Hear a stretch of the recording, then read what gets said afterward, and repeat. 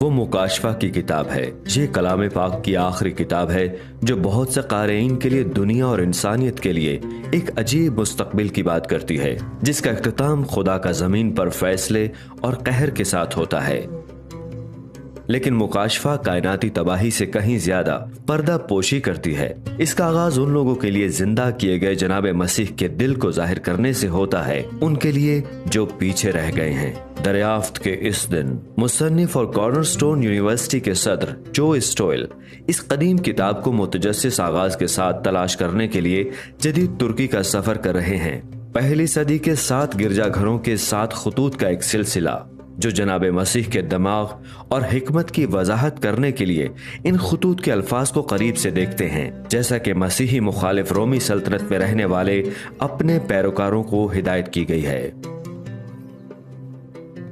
مکاشفہ کے 7 گرجا گھروں کا سفر، دریافت کے اس دن۔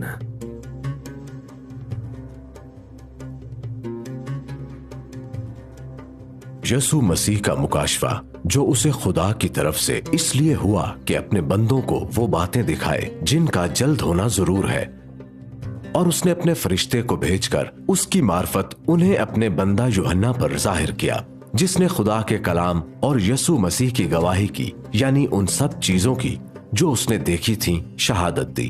اس نبوت کی کتاب کا پڑھنے والا اور اس کے سننے والے اور جو کچھ اس میں لکھا ہے اس پر عمل کرنے والے مبارک ہیں، کیونکہ وقت نزدیک ہے۔ یوحنا کی جانب سے ان 7 کلیسیاؤں کے نام جو آسیا میں ہیں، اس کی طرف سے جو ہے اور جو تھا اور جو آنے والا ہے، اور ان 7 روحوں کی طرف سے جو اس کے تخت کے سامنے ہیں، اور یسوع مسیح کی طرف سے جو سچا گواہ اور مردوں میں سے جی اٹھنے والوں میں پہلوٹھا اور دنیا کے بادشاہوں پر حاکم ہے۔ تمہیں فضل اور اطمینان حاصل ہوتا رہے جو ہم سے محبت رکھتا ہے اور جس نے اپنے خون کے وسیلے سے ہم کو گناہوں سے خلاصی بخشی۔ میں یوحنا جو تمہارا بھائی اور یسوع کی مصیبت اور بادشاہی اور صبر میں تمہارا شریک ہوں، خدا کے کلام اور یسوع کی نسبت گواہی دینے کے باعث اس ٹاپو میں تھا جو پتمس کہلاتا ہے، کہ خداوند کے دن روح میں آ گیا اور اپنے پیچھے نرسنگے کی سی یہ ایک بڑی آواز سنی، خداوند خدا جو ہے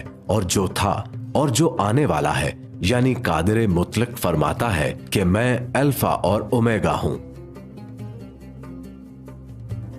حضرت یوحنا نے ایشیا کے ممالک کو اپنے خطوط کا آغاز جناب مسیح کے ایک قول سے کیا، یعنی کہ میں ہی الفا ہوں اور اومیگا ہوں، جس کا مطلب تھا کہ وہی شروع میں اور آخر میں ہے، یعنی اول اور آخر ہیں۔ وہی ہے جو کہ ہے، وہی ہے جو کہ تھا، اور وہی ہے جو کہ ابھی آنے والا ہے، یعنی میں ہی قادر مطلق ہوں۔ یہ ایک ایسا بیان تھا جو کہ یہ مصیبت زدہ مسیحی بے صبری سے سننا چاہتے تھے۔ جناب یسوع المسیح کے پیروکاروں کے لیے یہ خطرناک اور الجھا ہوا وقت ہے۔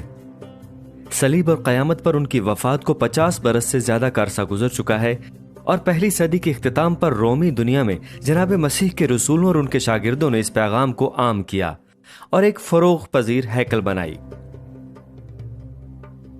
لیکن 19 جولائی 64 عیسوی بعد از مسیح کو روم میں زبردست آگ بھڑک اٹھی۔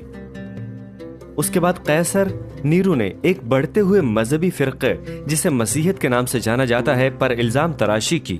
اس نے یہ کام اس آگ لگوانے میں اپنے کردار کو بچانے اور شکوک و شبہات سے بچنے کے لیے کیا۔ کتنی شاندار حکمت عملی ہے۔ مسیحیوں کو مورد الزام ٹھہراؤ، وہ ویسے بھی پریشانی میں مبتلا تھے اور یہ دعویٰ کرتے تھے کہ خدا تمام خداؤں سے برتر ہے اور قیصر سے بھی برتر ہے۔ رومی دنیا مختلف خداؤں سے بھری ہوئی تھی اور سلطنت میں فتح پانے والے خدا کے خداؤں پر مشتمل تھی۔ پھر بھی ان کے اس دعوے کے باوجود کہ جناب مسیح ہی واحد راستہ تھا، وہ بڑھتے جاتے ہیں۔ لیکن جب شہنشاہ دومتیان 81 عیسوی بعد از مسیح میں برسر اقتدار آیا، تبھی رومی دنیا ایسی دنیا بن گئی تھی کہ مسیحی اس میں کم ہی فٹ ہو پاتے تھے، اور ان کی انتظامیہ کے تحت جو روایتی رومی مذاہب اور پالیسیوں پر فائز تھی، جناب مسیح کے پیروکاروں کے لیے بہت بری خبر تھی۔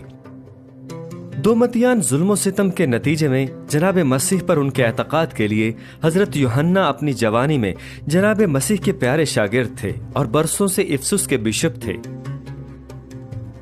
اب وہ ایک عمر رسیدہ پادری ہیں جن کو بحیرہ ایجین کے درمیان میں پتپس کے جزیرے پر قید کیا گیا تھا۔